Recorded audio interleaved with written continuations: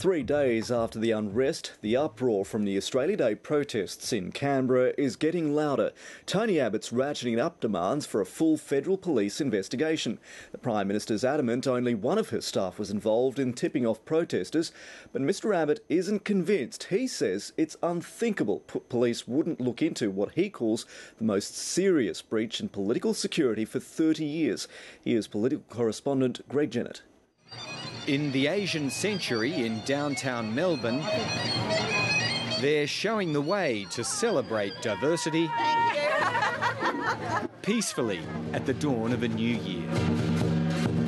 But politically, the beat to 2012 sounds very much like the last one for the Gillard government. On the face of what's happened in the first 10 days or so of the new political year, this is a government of deception and dirty tricks.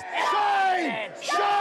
The Australia Day protests in Canberra have cost a Prime Ministerial staffer his job, and Julia Gillard's attempts to bring the matter to a close rest on Tony Hodges being a rogue operator. The answer's no, no one else was part of that decision. That decision was Mr Hodges' tip-off to ACT union official Kim Sattler that Tony Abbott was at the awards ceremony with the Prime Minister.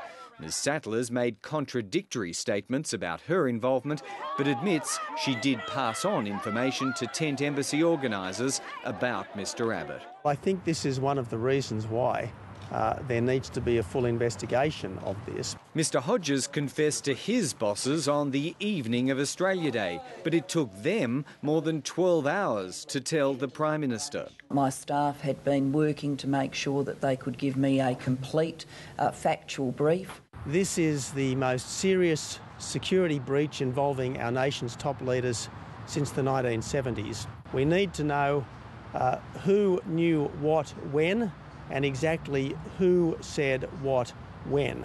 Julia Gillard let Tony Hodges go for an error of judgment. But that issue of judgment among often young staffers has been an ongoing concern in the Rudd and Gillard governments. Some are now saying such mistakes are entirely avoidable. Former Keating and Beazley advisor Greg Turnbull sees many errors of judgment at play on Australia Day. The idea that somehow it would be good for Labor to see Tony Abbott bailed up by some angry Aborigines on that day was frankly knuckle-headed. An assessment the Prime Minister seems to agree with. Greg Jennett, ABC News, Canberra.